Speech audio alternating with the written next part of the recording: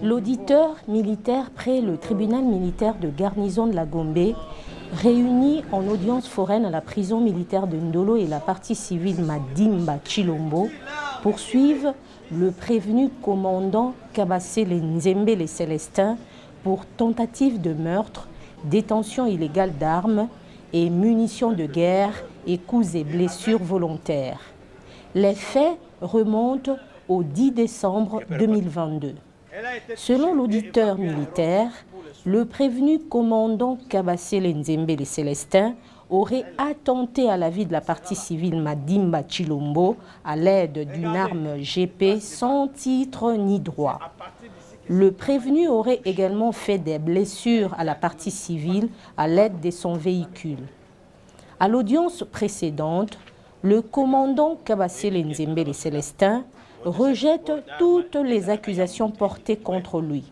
Il soutient avoir été appréhendé devant le domicile de l'ancien conseiller du chef de l'État où il a été commis pour sa sécurité. À l'audience du jour, le ministère public soutient que le prévenu commandant Kabasele Nzembele aurait pris chasse le véhicule de la victime Grace Bombele avant de tirer sur elle et sur son époux. Le prévenu aurait également, à l'aide de son véhicule, causé des blessures à un chauffeur de taxi-moto. C'est à ce niveau, non loin, juste en face des loges bar métro, qui seront intercalés par le véhicule que conduisait monsieur le prévenu Nzembele. Il a klaxonné, la victime avait klaxonné, c'est-à-dire maître Zondomi avait klaxonné pour que monsieur le prévenu qui était à bord de son véhicule de marque Vite de couleur rouge puisse dégager la route. Et comme il y avait une petite hésitation, certainement, il a été reproché, mais monsieur, laissez-nous dégager la route parce que nous devons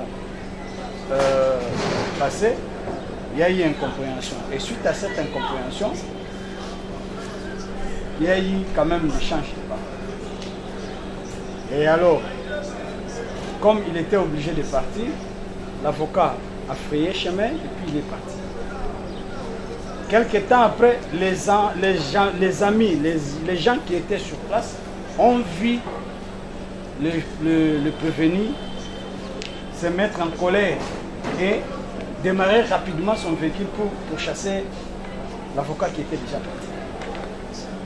Arrivé à quelques mètres de la station Bakayao, juste en face d'un bar. Nous allons donner le nom de cette audience. C'est par là que le prévenu va utiliser son arme GP et tirer à la direction de victimes qui étaient à bord de la vie. Les balles vont atteindre, monsieur le président, la victime, la femme de maître qui était au volant. Il y avait un motard qui sortait dans un sens opposé. Et tellement lui il voulait à vivre à lire parce qu'il fuyait.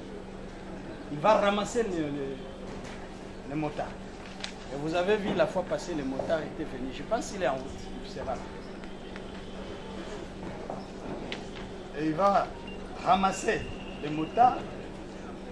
Et l'avocat qui était derrière, qui était en train de le pourchasser, va monter sur la moto. Et il va traîner cette moto à une distance de 100 mètres.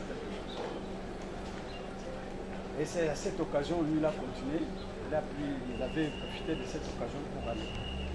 Et heureusement pour la victime, il y avait un groupe de motards dont nous allons citer aussi le nom. Parmi les uns, il y a 3 personnes qui ont été, 3 motards qui ont été auditionnés. Et il y a le taximène même, celui qui avait joué au bravoure, parce qu'il y a un taximène qui était vraiment déterminé de les poursuivre pour savoir là où il devait chuter. Le tribunal demande ensuite au prévenu d'où il tient l'arme qui a servi à commettre le forfait.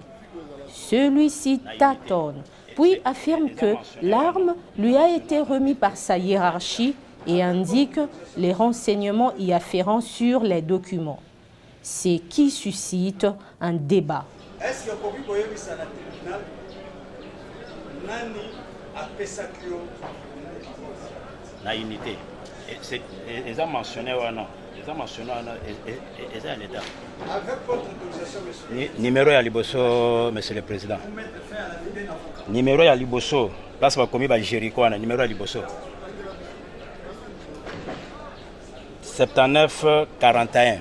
Batala na mupanzi ya armoire na mupanzi ya arme mususu na mupanzi nango. Eza na numéro ya marquage. Numéro ya marquage. Ya commissariat nde ba marquage yango numéro wana eza na sima eza OET.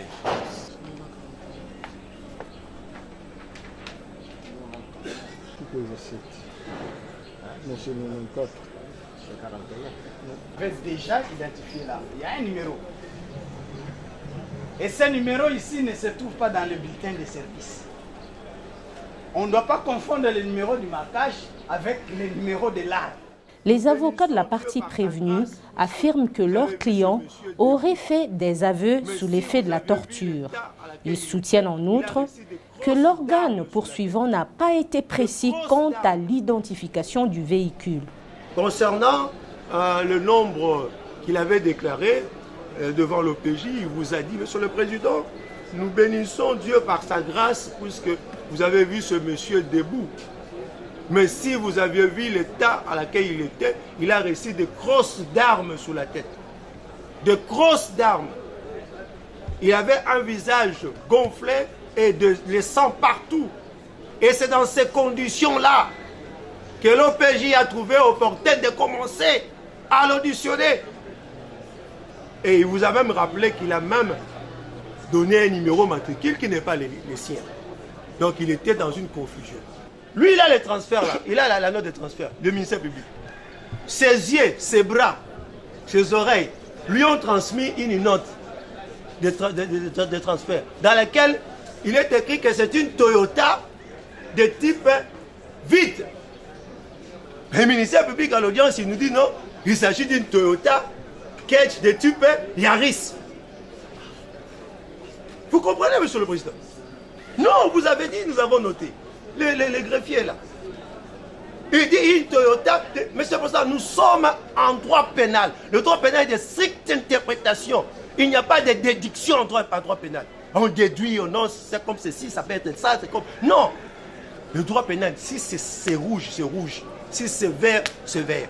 Et nous relevons notre élément, Monsieur le Président. On n'identifie pas un véhicule que par sa couleur. C'est pour cela que l'État congolais a délivré des plaques d'immatriculation.